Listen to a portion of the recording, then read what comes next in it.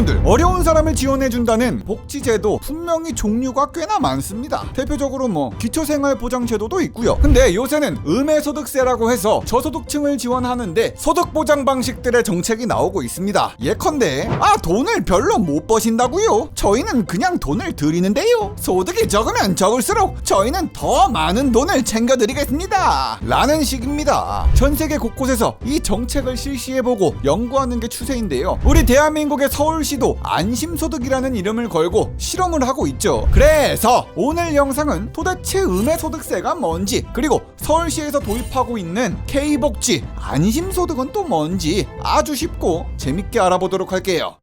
자, 먼저요, 여러분들이 음해소득세를 이해하시려면요, 소득세가 뭔지부터 아셔야 되거든요. 다들 아시겠지만 소득세는 돈을 벌면 내야 하는 소득에 대한 정부의 세금입니다. 돈을 벌었으면 그 돈의 일정 비율만큼 국가의 세금으로 내는 형식이죠. 예를 들어서 김너굴 씨가 월 200만 원을 벌었으면 그 중에 5% 정도는 국가의 세금으로 내야 된다든가, 월 1000만 원을 넘게 벌었다면 그 중에 한 40%는 세금으로 내야 된다는 게 소득세입니다. 이렇게 소득세는 일정한 세율에 따라 계산이 되는데, 일반적으로는 소득이 높으면 높을수록 더 높은 세율이 적용되는 일명 누진세의 성격을 가지고 있죠. 그렇다면요, 이번에는 음해소득세에 대해서 이제 말씀을 드릴 건데, 음해소득세라고 한다면 여러분들은 이런 생각이 드실 수도 있어요. 아니, 소득세면 소득세지 음해소득세가 대체 뭐냐구리? 좀 전에 말씀드렸듯이 소득세는 정부에게 내야 하는 세금입니다. 허나 음해소득세는요, 정부가 거꾸로 국민들한테 돈을 주는 것을 의미해요. 그것도 소득에 따라서 정부가 국민들한테 돈을 준다고 해서 음해소득세라는 네이밍이 붙은 거죠. 근데 참 이게 음해소득세라는 게 이름이 좀 와닿지는 않아요. 역으로 줘버린다고 해서 역소득세라고 해도 될 것 같은데.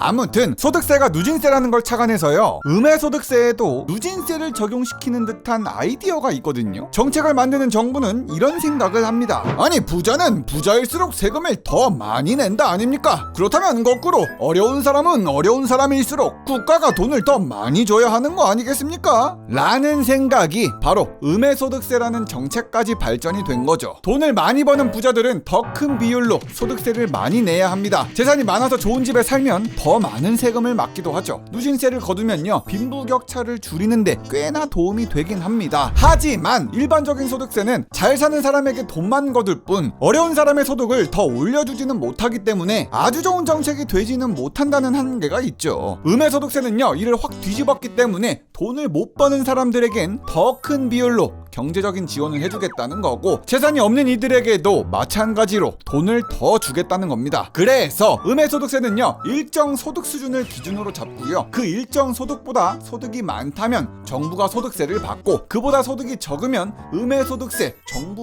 보조금을 받는 시스템입니다.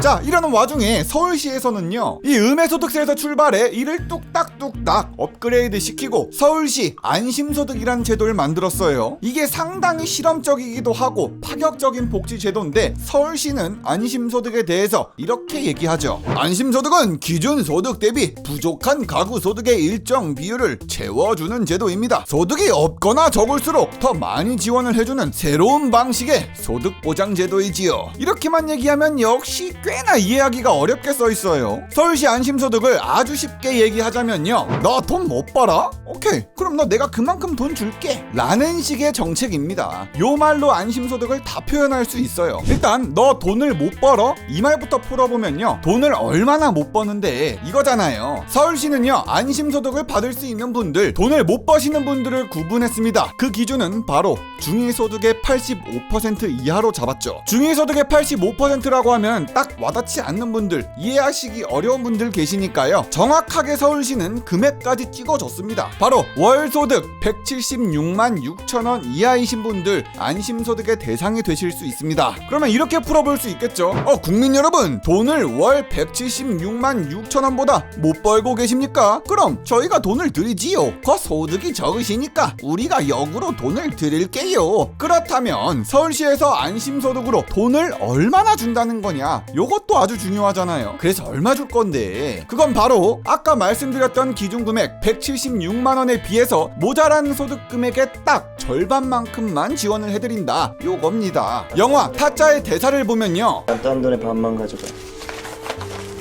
나는 딴 돈의 반만 가져가 이런 대사가 있는데 안심소득 같은 경우에는 이게 아니라 나는 모자란 돈의 반만 줄게 라는 거예요. 아니 복지정책이 요 정도면 진짜 쉽고 깔끔한 것 같아요. 176만원 기준점 잡고 부족분의 절반이잖아요. 예를 들어서 설명을 드려보자면 만약에 여기 김너굴 씨가 월 소득 76만원이라고 해볼게요. 월 76만원으로는 너구리다운 삶을 살 수 없다구리. 평균보다도 더 못 버는 삶에 도움되는 곳은 없을까? 서울시 안심소득은요 기준으로 삼았던 중위소득 85% 금액 176만원에서 김너굴 씨의 월소득 76만원을 뺍니다. 그럼 기준금액에서 모자란 돈이 나오죠. 그 금액이 176만원 빼기 76만원이니까 모자란 돈 바로 100만원이 나옵니다. 서울시 안심소득은 이 모자랐던 금액 100만원의 절반만큼, 정확히는 이 경우에는 월 50만원을 드릴 수가 있다 요거예요. 모자란 돈의 반만 준다 요걸 기억하세요. 그렇다면요 여러분들은 이런 생각이 드실 수도 있습니다. 아니 김너굴 씨는 76만원이란 소득이라도 있지, 당장 일을 못하고 있는 사람들은 어쩌라는 거냐구리. 네 그렇습니다. 안심소득은 소득이 0원이어도 문제가 없습니다. 만약에 김너굴 씨의 소득이 0원이라면요 기준소득 176만원에 비해 모자란 돈은 그대로 176만원입니다. 그럼 모자란 돈의 절반을 받을 수 있다고 했으니 이를 반으로 나눠 88만원을 받으실 수가 있습니다. 계산하기 참 편해요. 그죠? 모자란 거의 절반이니까. 이렇다 보니까 정책이 쉽고 간결해서 행정을 집행하는 사람도 좋고 혜택을 받는 사람도 이해하기 편한 게 장점이에요. 원래 이 복지정책이란 게 선별하는 것 자체가 엄청난 시간과 돈이 들어가는데 계산하기도 편하니까 좋죠. 그리고요 소득은 없지만 재산이 많은 분들은 꼭 있단 말이에요. 그래서 서울시 안심소득은요 이런 분들을 거르기 위해서 재산 3억 2,600만원 이하에 해당하시는 분들만 신청을 하실 수가 있습니다. 근데 깨알같이 신기한 게 이 안심소득 나이 제한이 없다는 게 진짜 개꿀 포인트입니다. 자 이번에는요 안심소득의 특장점에 대해서 짚고 넘어갈 건데, 안심소득은 여러분들도 짐작하셨겠지만 소득이 적으신 분들이 돈을 더 많이 받을 수가 있습니다. 돈을 적게 버신다고요? 그럼 저희 서울시가 좀 재워드릴게요. 힘내보십시오. 이번에는 돈을 아예 못 버신다고요? 그러면 우리가 힘을 좀 많이 써서 챙겨드리겠습니다. 자 으쌰 가보자고. 이는 아까 예시만 봐도 느껴지죠? 김너굴 씨만 봐도 그렇잖아요. 김너굴 씨가 월 소득이 76만원일 땐 안심소득 월 50만원 챙겼고요. 김너굴 씨의 소득이 0원일 땐 안심소득을 약 88만원을 챙길 수가 있었습니다. 경제적으로 더 힘든 사람에게 안심소득을 더 많이 드릴 수가 있습니다. 이분들이 소득이 늘어서 더 이상 안심소득을 필요로 하지 않을 때까지, 안심소득이 줄고 줄어 1원이 될 때까지 싹싹 긁어받을 수가 있죠. 근데요 여러분들, 솔직히 최선의 정책이란 게 돈을 주는 게 다가 아니라 돈을 버는 법, 물고기 잡는 법을 알려주는 거잖아요. 안심소득 대놓고 현금성 지원인 거 맞긴 합니다. 어려운 사람에게 돈만 쥐어주면 다 해결될 건 아니죠 물론. 하지만 안심소득이 좀 대단한 건요, 기존의 혜택을 받는 사람들도 중위소득 176만원이라는 선을 넘더라도 지원금을 점진적으로 없앤다는 겁니다. 기초생활수급자 같은 경우에는 한번 기초생활수급자가 되면 영원히 기초생활수급자가 된다는 현재 대한민국의 복지제도에 문제가 많단 말들이 있습니다. 아니 일 안 하고 놀면 돈을 주는데 뭐하러 4시간까지 써서 일을 한답니까? 쿠쿠르빙뽕. 기초생활수급자 같은 경우에는요 일을 해서 돈을 벌면 이 수급자 자격이 날아갈 수도 있기 때문에 수급자들이 나서서 일을 하려는 게 별로 없습니다. 일명 복지병에 걸린다고들 하죠. 하나 안심소득 같은 경우에는요 일을 하더라도 혜택을 받으실 수가 있습니다. 소득을 많이 벌어 안심소득 혜택을 적게 받더라도 결과적으로 소득은 더 많아지죠. 실제로 서울시가 진행하고 있는 안심소득의 중간평가에서요 약 5가구 중 1가구가 근로소득이 증가했다는 보고가 있습니다. 이 말은 즉 근로의욕에는 큰 문제가 없다는 거죠. 이게 서울시가 평가한 것도 아니고요, 해외 경제학자들 사이에서도 안심소득에 대한 평가 오지게 좋습니다. 무려 노벨 경제학상을 수상한 뒤플로 교수님 안심소득에 이렇게 얘기하죠.